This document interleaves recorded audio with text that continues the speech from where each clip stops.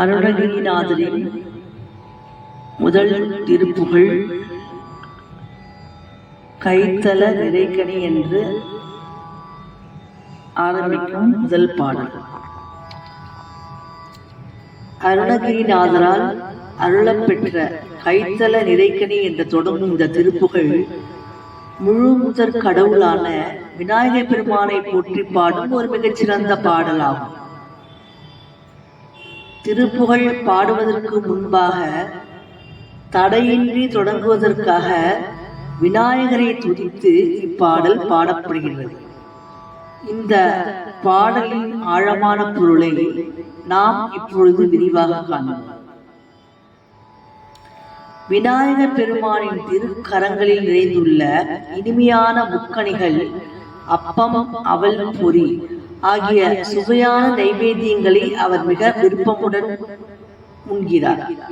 இவ்வாறு தமக்கு அர்ப்பணிக்கப்படும் உணவுகளை துதிக்கையால் கவளமாக எடுத்து உண்ணும் யானை முகத்தை கொண்ட அந்த பெருமானின் திருவடிகளை நாம் எப்போதும் போற்றி துதிக்க வேண்டுமா? இறைவனின் புகழையும் பெருமைகளையும் எப்போதும் கற்று உணரும் மெய் அடியார்களின் சிந்தையில் நிலையாக வாசம் செய்பவர் விநாயகர் பெருமான். வேண்டும் வரங்களை எல்லாம் தடையின்றி வழங்கும் கற்பக விருட்சம் போல அவர் அருள்பாலிப்பார்.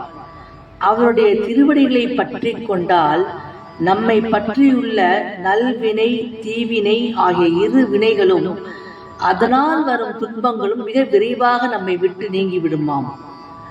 மயக்கத்தை தரும் ஊமத்தம் பூவையும் குளிர்ந்த பிறை சந்திரனையும் தனது ஜடாமுடியில் அழகாக சூடியுள்ள சிவபெருமானின் அருமை திருமகன் விநாயகர் மல்யுத்தம் செய்யக்கூடிய அளவுக்கு திரண்ட மிகவும் வலிமையான தோள்களை உடையவர் அவர்.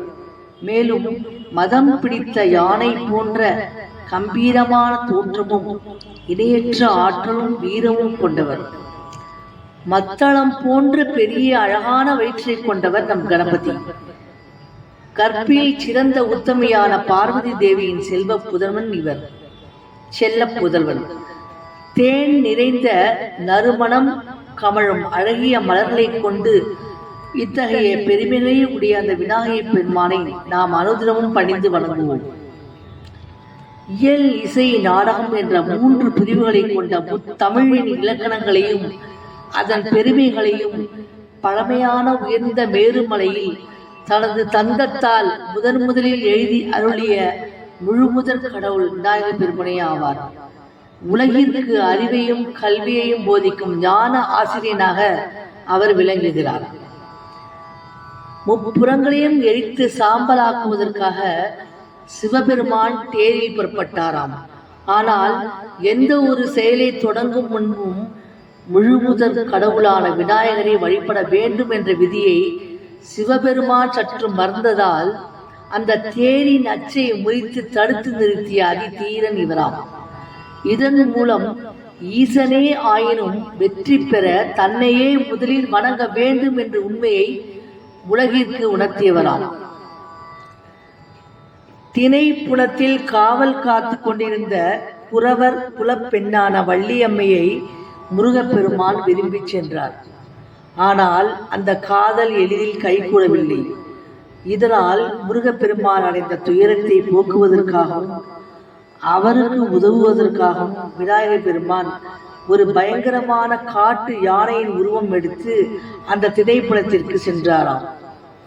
யானையை கண்டு பெரிதும் பயந்த வள்ளியம்மை தன்னை வந்து காப்பாற்றும்படி அங்கிருந்த முருகப்பெருமானை ஓடிச் சென்று தழுவிக் கொண்டாராம்.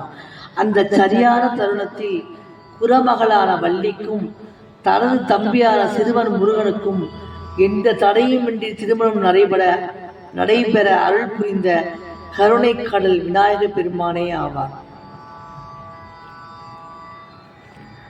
இப்பாடலின் விளக்கம் இதுதான், இவ்வளவுதான். இப்பொழுது இப்பாடலில் நாம் பார்ப்போம்.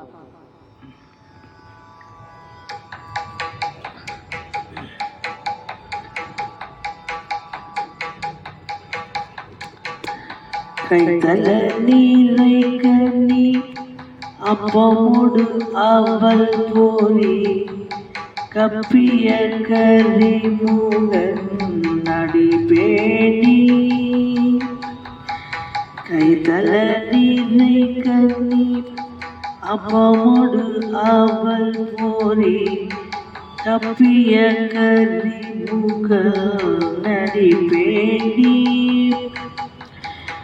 கற்றிடும் மாடியவர் புத்தியை உரைபவர் கற்பரும் என வினை கடிது ஏகும் மத்தமும் மதியமும் வைத்திடும் மரன் மகன் மல்பொருத்திகள் பூய மதையானே மத்தள பயிரனை உத்தமி புதல்வனை மட்டு அமிழ் மலர் முழு பணிவேனே முத்தமிழ் அடைவினை முற்படு கீதித்தனில் முற்பட எழுதிய முதல்வோனே முப்புறம் வேதி செய்து அச்சுவன் உரைரதம் அச்சு அது பொடி செய்த அதிதீரா அத்துயர் அது கோடு சுப்பிரமணி படும் அப்புணம் அதனிலே இபமாயி அக்குற மகளுடன் அச்சிறு முருகனை அக்கணம் மனம் மருள் பெருமாளே பெருமாளே.